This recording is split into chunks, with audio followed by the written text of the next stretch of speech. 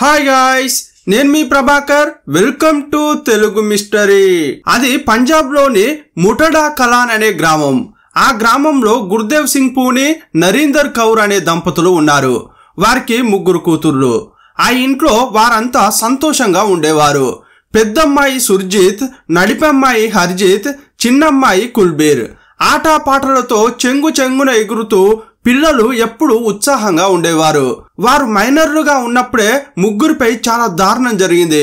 1 కాదు 2 కాదు, కొన్ని సంవత్సరాల పాటు అగ్నిపర్వతాన్ని గుండెల్లో పెట్టుకుని దాచుకున్నారు. తల్లిదండ్రులకు చెబితే ప్రోత్సాహం లభించకపోగా చీత్కారాలే ఎదురయ్యాయి.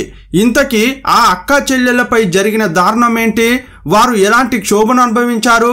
దానికి మూల కారకులు ఎవరు? చివరకు గొంతు విప్పడానికి కారణమేంటి? నిజం బయటకు చెబితే ఏం జరిగిందనే పూర్తి వివరాలను ఈ వీడియోలో చూద్దాం. ప్రతి పేరెంటు, ప్రతి అమ్మాయి తప్పకుండా చూడాల్సిన వీడియో ఇది.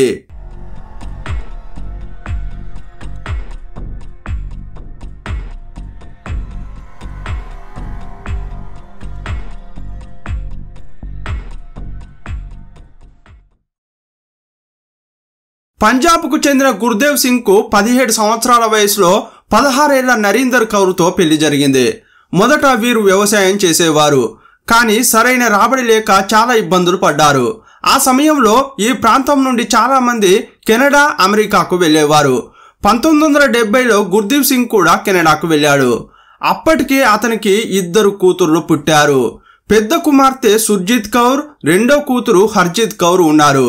గుర్దేవ్ సింగ్ కు కెనడా వీసా వచ్చిన సమయంలో నరీందర్ కౌర్ గర్భవతిగా ఉంది. గుర్దేవ్ సింగ్ బ్రిటిష్ కొలంబియాలోని విలియం లేక్ అనే నగరానికి వెళ్లి బాగా సంపాదించడం మొదలుపెట్టాడు. తన కుటుంబానికి డబ్బు పంపేవాడు. అతడు కెనడాలో ఉన్నప్పుడు కుల్బీర్ కౌర్ పుట్టింది. 3 ఆడపిల్లలు పుట్టడం వల్ల వారు పెద్దయితే పెళ్లి చేయాలి, కట్నంగా కూడా డబ్బు ఇవ్వాలని గుర్దేవ్ సింగ్ ఆందోళన చెందేవాడు. అందుకే రేయింబౌళ్లు కష్టపడి డబ్బు పోగు చేయడం మొదలుపెట్టాడు. 1972లో గుర్దేవ్ సింగ్ కెనడాలో కుదురుకున్నాక తన భార్య, 3 కూతుర్లను రప్పించుకున్నాడు. కెనడాలో దిగినప్పుడు గుర్దేవ్ సింగ్ తో కూతుర్లు మాట్లాడడం ప్రారంభించడానికి కొంత సమయం పట్టింది. ఎందుకంటే అప్పటి వరకు వారి మనసులో గుర్దేవ్ సింగ్ కు సంబంధించిన ప్రత్యేక జ్ఞాపకాలు ఏమీ లేవు. ఇప్పుడు ఎయిర్పోర్ట్ నుండి తన కుటుంబాన్ని విలియం లేక్ తీసుకెళ్లాడు. మొదట్లో నరీందర్ కౌర్, ఆమె 3 కూతుర్లు వేరే దేశానికి వచ్చి కొంచెం ఇబ్బంది పడ్డారు. కానీ రోజులు గడిచే కొద్దీ ఈ కుటుంబం మొత్తం పరిస్థితులకు అలవాటు పడ్డారు. ఇంట్లో fridge, TV, telephone, gas stove ఉండేవి. ఇవి ఇంతకుముందు పంజాబ్లో ఉన్నప్పుడు వాటిని ఎప్పుడూ చూడలేదు.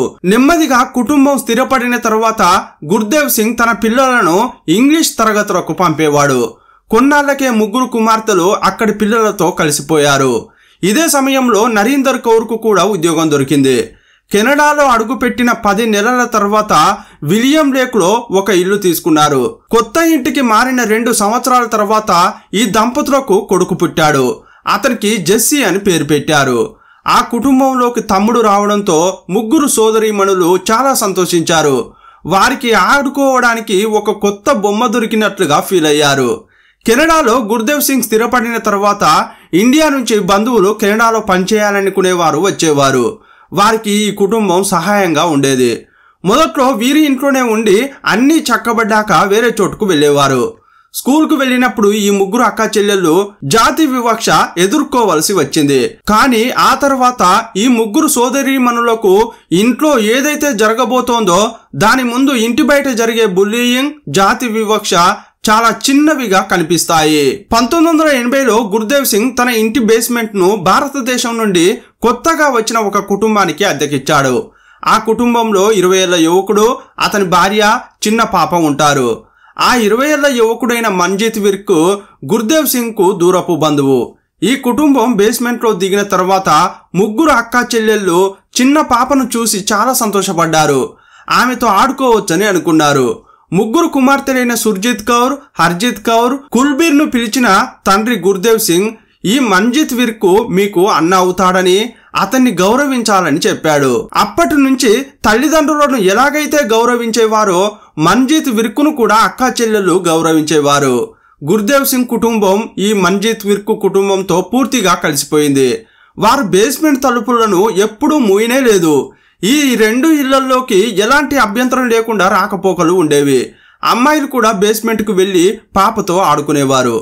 కానీ అదే సమయంలో ఈ మంజిత్ విర్క్ తన అసలు రూపం చూపించాడు. అక్టోబర్ 1980లో నడిపి కూతురు హర్జిత్ను కెనడాలోనే ఉంచి మిగతా పిల్లలను తీసుకుని గురుదేవ్ పండుగకు పంజాబ్ వెళ్ళాడు. అప్పుడు హర్జిత్ కౌర్ వయసు కేవలం 11 సంవత్సరాలు మాత్రమే. వరసకు అన్న అయిన మంజిత్ విర్క్ను నమ్మి ఆమెను ఇంట్లోనే ఉంచి వెళ్ళారు. వారు ఇండియా వెళ్ళిన మరుసటి రోజు రాత్రి హర్జిత్ కౌర్ తన గదిలో పడుకుంది. అప్పుడు ఎవరో ఆమె కాలు పట్టుకుని కదిలించి లేవమని చెప్పారు. కళ్ళు తెరిచి చూస్తే ఆమె ముందు మంజిత్ విర్క్ నిలబడి ఉన్నాడు. ఆమెను గది నుండి లివింగ్ రూమ్ కు తీసుకుని వెళ్ళాడు. అక్కడే ఆమెపై అత్యాచారం చేశాడు. ఆ సమయంలో 11 ఏళ్ల హర్జిత్ కు అతడు ఏం చేస్తున్నాడో అర్థం కాలేదు. ఆమె తల్లిదండ్రులు ఇండియా నుంచి తిరిగి వచ్చే 3 నెలల వరకు తరచుగా ఆమెపై దారుణానికి పాల్పడ్డాడు. అప్పుడు పాప ఎంత భయపడిందంటే ఈ విషయం గురించి తన తల్లిదండ్రులకు కూడా చెప్పలేకపోయింది. 1-2 సార్లు ఈ విషయం తన తల్లిదండ్రులకు చెప్పడానికి ప్రయత్నించినప్పుడు కూడా ఈ సంఘటనకు సంబంధించి ఎలాంటి పదాలు ఉపయోగించి వివరించాలో కూడా ఆమెకు అర్థం కాలేదు. అందువల్ల మరో 4 సంవత్సరాలు మౌనంగా అతని అరాచకాన్ని భరించింది. ఆ తర్వాత నెమ్మదిగా ఈ రాక్షసుడు అదే పనిని పెద్దమ్మాయి సుర్జిత్ కౌర్తో కూడా చేయడం మొదలుపెట్టాడు. అప్పటికే ఆమె వయసు 16 నుంచి 17 ఏళ్ల మధ్య ఉంది. మొదట ఆమెను తన గదిలోకి నీళ్లు తీసుకురా అని పిలిచేవాడు. తర్వాత పక్కన కూర్చోబెట్టుకుని ఆమె కాళ్లపై చేతులు వేసేవాడు. మొదట్లో ఇదంతా సుర్జిత్ కౌర్కు కొంచెం విచిత్రంగా అనిపించింది. కానీ మంజిత్ విర్క్ నెమ్మదిగా తన చేతులను ఆమె ప్రైవేట్ పార్ట్స్ వరకు తీసుకెళ్లాడు. వెంటనే ఆమె అతని నుంచి తప్పించుకోవడానికి ప్రయత్నించింది. ఎందుకంటే సుర్జిత్ కౌర్ పెద్దమ్మాయి, ఆమెకు ఈ విషయాల గురించి కొంచెం అవగాహన ఉంది. అప్పటి నుంచి సుర్జిత్ కౌర్ను కొంచెం జాగ్రత్తగా ట్రీట్ చేసేవాడు. కానీ ఆమెపై రాఖీ పండుగ రోజు మొదటిసారి అత్యాచారం చేశాడు. ఉదయం అతని చేతికి ఆమె రాఖీ కట్టింది. కానీ ఆ రాక్షసుడు అదేది పట్టించుకోకుండా రాత్రి ఆమె పడక గదికి వెళ్ళి అత్యాచారం చేశాడు. ఈ సంఘటన తర్వాత సుర్జిత్ కౌర్ వణికిపోయింది. ఈ విషయం గురించి తన తల్లిదండ్రులకు చెప్పడానికి కూడా భయపడింది. ఎందుకంటే ఇదంతా జరిగింది 1982లో. ఆ సమయంలో ఒక అమ్మాయికి ఇలాంటి విషయం జరిగితే వెంటనే పెళ్లి చేస్తారని, శాశ్వతంగా భారతదేశానికి పంపించేస్తారేమోనని ఆమె అనుకునేది. అలా జరిగిన సందర్భాలను కూడా ఇంతకుముందు ఆమె చూసింది. ఈ విషయం బయటకు తెలిస్తే ఇక ఇండియాలోనే ఉంచుతారనే భయం వల్ల ఆమె మౌనంగా భరిస్తూ వచ్చింది. 1984లో సుర్జిత్ కౌర్ 11వ తరగతిలో ఉన్నప్పుడు పెళ్లి చేశారు. తన భర్తతో కలిసి ఎడ్మంటన్కు వెళ్ళింది. 12వ తరగతి పరీక్షలు రాయడానికి పుట్టింటికి వచ్చేది. సుర్జిత్ కౌర్కు పెళ్ళైనప్పటికీ ఆమె తిరిగి ఇంటికి వచ్చినప్పుడు మంజిత్ విర్క్ మళ్ళీ ఆమెపై అత్యాచారం చేశాడు. ఈసారి సుర్జిత్ కౌర్ చాలా బాధపడింది. ఒకసారి ఆత్మహత్య చేసుకోవడానికి కూడా ప్రయత్నించింది. ఒకవైపు ఈ విషయాన్ని ఎవరితోనూ పంచుకోలేకపోయింది. పైగా ఇప్పుడు ఆమెకు పెళ్లి కూడా జరిగింది. భర్తకు మోసం జరుగుతోందని చాలా బాధపడేది. సుర్జిత్ కౌర్తో మంజిత్ విర్క్ చేసిన ఈ పనులన్నీ ఆమెపై చాలా ప్రభావం చూపాయి. అందువల్ల భర్తతో అన్యోన్యంగా ఉండలేకపోయింది. 1990లో భర్తతో విడాకులు తీసుకుంది. ఇదే సమయంలో చివరి అమ్మాయి కుల్బీర్ సింగ్ గురించి కూడా ఒక నమ్మలేని వాస్తవం తెలిసింది. 1981లో అంటే సుర్జిత్ కౌర్ వేధింపులు ఎదుర్కొంటున్న సమయంలో ఈ 3 సోదరీమణులు ఒకే గదిలో పడుకునేవారు. పెద్దమ్మాయి సుర్జిత్ కౌర్ సింగిల్ బెడ్ పై పడుకునేది. ఆ పక్కనే ఉన్న డబుల్ బెడ్ పై హర్జిత్, కుల్బీర్ పడుకునేవారు. ఒకరోజు కుల్బీర్ తనకు జరిగిన విషయం ఏంటో తెలియక అమాయకంగా అక్కలతో చెప్తోంది. అదేంటంటే ఒకరోజు రాత్రి కుల్బీర్ ఒంటరిగా బెడ్లో ఉన్నప్పుడు మంజిత్ విర్క్ వచ్చాడు. కుల్బీర్ కౌర్తో కూడా ఇంతకు ముందు సుర్జిత్ కౌర్తో ఏ విధంగా చేశాడో అచ్చం అలాగే చేశాడు. ఈ కుల్బీర్ కౌర్ అందరికంటే చిన్నది. తనకు ఏం జరిగింది, మంజిత్ విర్క్ ఇలా ఎందుకు చేశాడో కూడా ఆమెకు తెలియదు. ఈ విషయం ఆ పాప చెబుతుంటే ఆ రాక్షసుడు తమతో కూడా అలాగే చేశాడని ఇద్దరు అక్కలు మనసులో అనుకున్నారు. ఈ మంజిత్ విర్క్ అనేవాడు ఒకరి గురించి ఇంకొకరికి తెలియకుండా 3 అత్యాచారం చేశాడని తెలుసుకున్నారు. మొదట్లో ఈ 3 సోదరీమణులు మంజిత్ విర్క్ ఈ పనిని తనతో మాత్రమే చేశాడని అనుకునేవారు. అందుకే దాని గురించి వారు చర్చించుకోలేదు.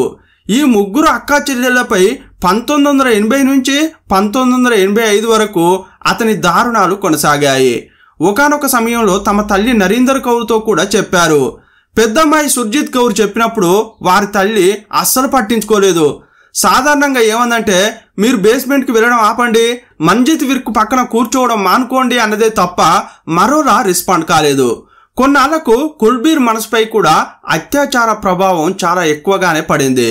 సుర్జిత్ కౌర్ మాదిరిగానే ఆమె కూడా 1984, 1988లో 2 సార్లు ఆత్మహత్యకు ప్రయత్నించింది. ఈ ముగ్గురు సోదరీమణులకు ఆ ఇంట్లో జరిగిందంతా కోర్టుకు సమర్పించిన నివేదికలో చాలా వివరంగా చెప్పారు. ఈ ముగ్గురు అక్కా చెల్లెళ్లే కాక ఆ నివేదికలో 4వ బాధితురాలి గురించి కూడా ప్రస్తావించారు. ఆ బాధితురాలి పేరు రాజేంద్ర రాణా. ఆమె కొత్త జీవితం కోసం 1984లో భారతదేశం నుండి కెనడాకు వచ్చిన 17 ఏళ్ల అమ్మాయి. ఈ అమ్మాయిని కూడా నరీందర్ కౌర్, గుర్దేవ్ సింగ్ కొన్ని రోజుల పాటు తమ ఇంట్లో ఉంచుకున్నారు. అప్పుడు ఈ ముగ్గురు అక్కా చెల్లెలకు ఏదైతే జరిగిందో ఆమెకు కూడా అదే జరిగింది. ఒకరోజు రాత్రి ఆమె పడుకుని ఉన్నప్పుడు మంజిత్ విర్క్ గదిలోకి వెళ్ళాడు. అత్యాచారం చేయడానికి ప్రయత్నించినప్పుడు రాజేందర్ కౌర్ అతనితో పోరాడింది. ఆమెకు 17 ఏళ్లు కాబట్టి ఆ దుర్మార్గుడు ఏం చేయడానికి ప్రయత్నిస్తున్నాడో ఆమెకు తెలుసు. అతని నుంచి తప్పించుకుందే కానీ ఈ విషయం ఎవరికీ చెప్పకుండా త్వరలోనే ఆ ఇంటి నుంచి వెళ్ళిపోయింది. మంజిత్ విర్క్ 1985లో విలియం లేక్లోని ఈ బేస్మెంట్ను వదిలి తన కుటుంబంతో కలిసి ఎడ్మంటన్కు వెళ్ళిపోయాడు. అతడు ట్రక్ డ్రైవర్గా ఉద్యోగం చేసేవాడు. కానీ విలియం లేక్ నుండి వెళ్ళిపోయిన తర్వాత కూడా గుర్దేవ్ సింగ్ కుటుంబంతో సంబంధాలు కొనసాగాయి. ఏదో ఒక ఫంక్షన్ నెపంతో తరచుగా ఆ ఇంటికి వచ్చేవాడు. మంజిత్ విర్క్కు అవకాశం దొరికినప్పుడల్లా ఆ ముగ్గురు సోదరీమణుల్లో ఎవరో ఒకరిని వేధించేవాడు. మంజిత్ విర్క్ ఆ ఇంట్లోని బేస్మెంట్లో ఉన్నప్పుడు ఈ ముగ్గురు అమ్మాయిలు తమ ఇంట్లోకి రావడానికి కూడా భయపడేవారు. ఏదో ఒక సాకు వెతుకుతూ ఎక్కువ సమయం బయట ఉండడానికే ప్రయత్నించేవారు. వారిలో ఒకరు స్కూల్లో గేమ్స్లో చేరారు. మిగిలిన 2 సోదరీమణులు కూడా ఏదో ఒక హాబీ అని చెప్పి ఇంటికి దూరంగా ఉండేవారు. ఆ తర్వాత 1990లో ముగ్గురు అక్కా చెల్లెళ్ళు గ్రాడ్యుయేట్ అయ్యారు. కుల్బీర్ కౌర్కు ఎయిర్ కెనడాలో ఫ్లైట్ అటెండెంట్గా ఉద్యోగం వచ్చింది. హర్జిత్ కౌర్ 1995లో సైమన్ ఫ్రేజర్ యూనివర్సిటీ నుండి ఎకనామిక్స్ సైకాలజీలో డిగ్రీ పూర్తి చేసి 1996లో పెళ్లి చేసుకుంది. పెద్దక్క Surjit Kaur community health worker ఉద్యోగంలో నిమగ్నమైంది. ఆ తర్వాత భారతదేశం నుండి వచ్చిన ఒక అబ్బాయితో పెళ్లి జరిగింది. ఆమెకు ఒక కూతురు కూడా పుట్టింది. చిన్నమ్మాయి కుల్బీర్ కౌర్ మాత్రం ఇప్పటి వరకు పెళ్లి చేసుకోలేదు. ఎందుకంటే రేపు తనకు బిడ్డ పుడితే తమకు జరిగినదే ఆ బిడ్డకు కూడా జరగవచ్చనే భయం వల్ల ఒంటరిగానే ఉండిపోయింది. ఈ ముగ్గురు సోదరీమణులు తమకు జరిగిన దారుణాలను చాలా ఏళ్లు తమలోనే దాచుకున్నారు. తర్వాత తల్లితో ఈ విషయం చాలాసార్లు పంచుకున్నారు. కానీ వారి తల్లి నుండి ప్రతిసారి ఒకే జవాబు వచ్చేది. ఎట్టి పరిస్థితుల్లో పోలీస్ స్టేషన్ గడప తొక్కవద్దని చెప్పేది. కానీ ఈ విషయాలేవి గుర్దేవ్ సింగ్కు తెలియవు. పగలు రాత్రి అంటూ పనిలోనే నిమగ్నమై ఉండడం వల్ల అతనికి తన కుటుంబంతో కుమార్తెలతో అంతగా సాన్నిహిత్యం ఉండేది కాదు. 2006లో నడిపే అమ్మాయి హర్జిత్ కౌర్ ఫేస్బుక్లో ఒక ఫోటోను చూసింది. అది చూసిన తర్వాత ఆమె కాళ్ళ కింద భూకంపం వచ్చినంత పనైంది. హర్జిత్ కౌర్ తన గదిలో కూర్చుని ఫేస్బుక్ను స్క్రోల్ చేస్తుంటే అకస్మాత్తుగా ఆమె దృష్టి ఒక ఫోటోపై పడింది. మంజిత్ విర్క్ ఒక అమ్మాయితో అసభ్యంగా కూర్చుని ఉన్నాడు. ఆమె భుజంపై చేయి వేసి ఉన్నాడు. ఆ ఫోటో చూడగానే 1980 నుండి 1985 వరకు మంజిత్ విర్క్ తనతో చేసిందంతా ఒక్కసారిగా ఆమె కళ్ళ ముందు కదలాడింది. ఇక అంతటితో ఊరుకోవద్దని తనకు జరిగిన దాని గురించి బహిరంగ మాట్లాడాలని నిర్ణయించుకుంది. ఎందుకంటే తాను మౌనంగా ఉంటే ఈ వ్యక్తి ఇంకా చాలా మంది అమ్మాయిల జీవితాలను నాశనం చేస్తాడని అనుకుంది. బాల్యంలో తనకు జరిగిన ఘోరాలన్నీ భర్తకు చెప్పినప్పుడు అతడు ఆమెకు సపోర్ట్గా ఉంటానని చెప్పాడు. ఆ తర్వాత చెల్లెలు కుల్బీర్తో మాట్లాడితే తను కూడా ఈ విషయం వెలుగులోకి తీసుకొచ్చి న్యాయం కోసం పోరాడాలని చెప్పింది. కానీ మొదట్లో పెద్దక్క సుర్జిత్ కౌర్ భయపడింది. కానీ నెమ్మదిగా ఆమె కూడా అంగీకరించింది. ఇక తల్లిదండ్రులతో మాట్లాడితే ఆపడానికే ప్రయత్నం చేస్తారని వారికి చెప్పలేదు. 1980లో మంజిత్ విర్క్ అనే రాక్షసుడు ముగ్గురు సోదరీమణులను అత్యాచారం చేశాడని 1 కాదు 2 కాదు 10 సంవత్సరాలు దారుణం కొనసాగించాడని పోలీసులకు కంప్లైంట్ చేశారు.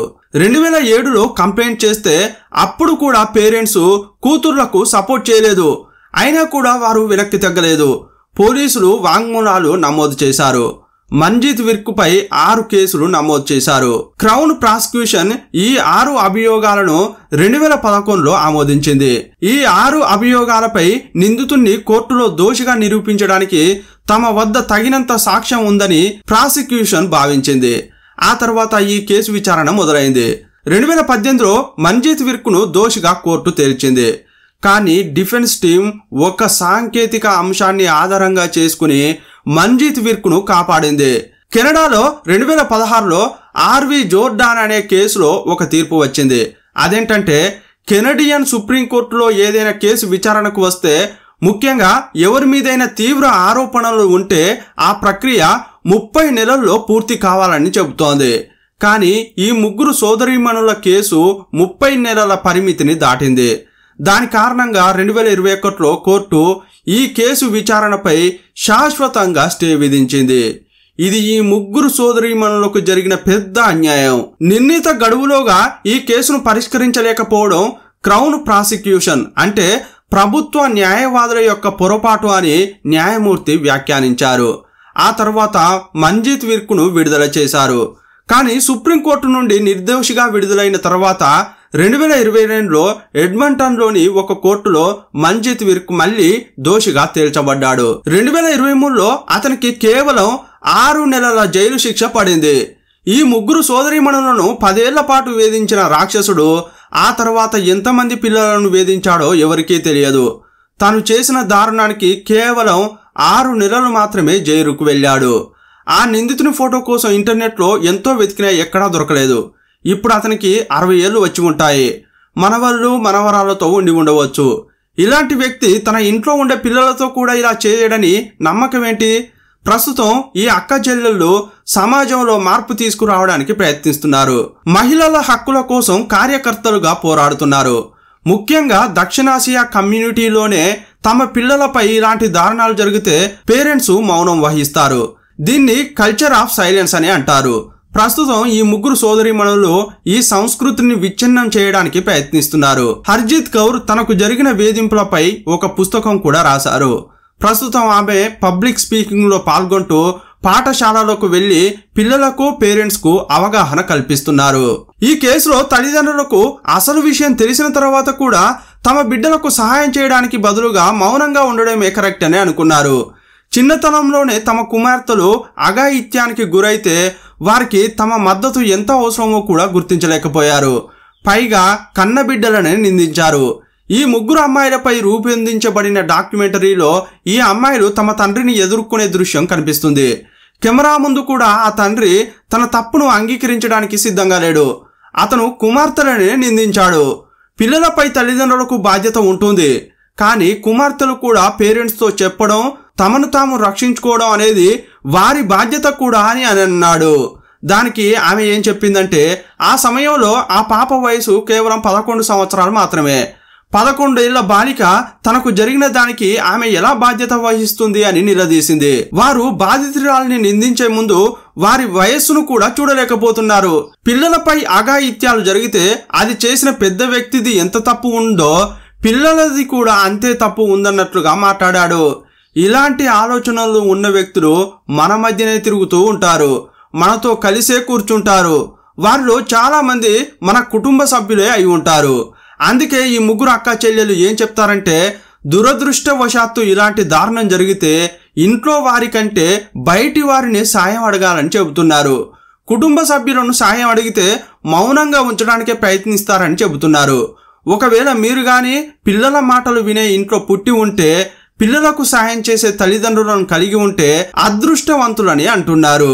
ఈ కేసు ద్వారా తెలుసుకోవాల్సింది ఏంటంటే ఈ ప్రపంచంలో సొంతింటి కంటే సురక్షితమైన ప్రదేశం అంటూ ఏమీ లేదు. కానీ వారి సొంతింట్లోనే మన్జీత్ విర్క్ అనే ఈ రాక్షసుడు 3 అమ్మాయిలపై దారుణం చేశాడు.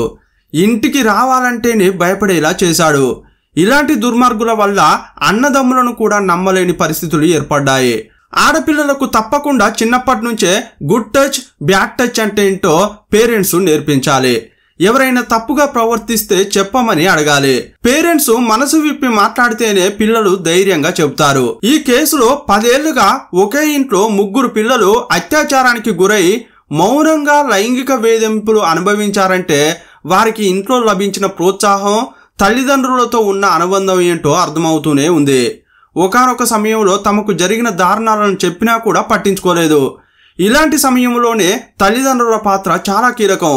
అమ్మాయిలపై ఇలాంటి దారుణాలు జరిగినప్పుడు వారిని మామూలు స్థితికి తీసుకురావడానికి ఓపికతో ప్రవర్తించాలి. పేరెంట్స్ ప్రేమపూరిత మాటలే వారిని ఆ షాక్ నుంచి బయటపడేలా చేస్తాయి. జీవితం పాడైందని, భవిష్యత్తు చీకటైందని ఏడుస్తుంటే ఓదార్చాలి. ఇది నీ తప్పు కాదు అని చెప్పినప్పుడు వారిలో తప్పు చేశామనే భావన తగ్గుతుంది. కుటుంబ సభ్యుల ప్రోత్సాహం ఉంటే బాధితులు నెమ్మదిగా కోలుకుంటారు. కానీ ఈ కేసులో ఆ ప్రోత్సాహం ఈ 3 అక్కా చెల్లెలకు దక్కలేదు. చివరకు నిందితునిపై పోరాటం చేస్తుంటే కూడా పేరెంట్స్ వద్దని చెప్పారు. ఇలాంటి దుర్మార్గులను వదిలేస్తే వారి ఘోరాలు ఇంకా మితిమీరుతాయి. ఈ 3 సోదరీమణులు సైలెంట్ గా ఉండడం వల్లే మరో అమ్మాయిపై చేయి వేసిన దృశ్యాన్ని ఫేస్బుక్ లో హర్జిత్ కౌర్ చూసింది. ఆ తర్వాతే నిందితుణ్ణి వదలకూడదని నిర్ణయించుకుని కేసు పెట్టారు. 3 సోదరీమణులు చాలా వరకు ఫైట్ చేశారు. ప్రస్తుతం వారి తల్లిదండ్రుల్లాగే ఆలోచించే సమాజాన్ని మార్చడానికి తమలాగా మరెవరూ దారుణాలకు గురవ్వకూడదనే ఉద్దేశంతో తమ వంతు ఫైట్ చేస్తున్నారు. ఈ కేసుపై మీ అభిప్రాయం ఏంటో కామెంట్ బాక్స్ లో రాయండి. మరో వీడియోలో మళ్ళీ కలుసుకుందాం. అప్పటి వరకు బాయ్ బాయ్.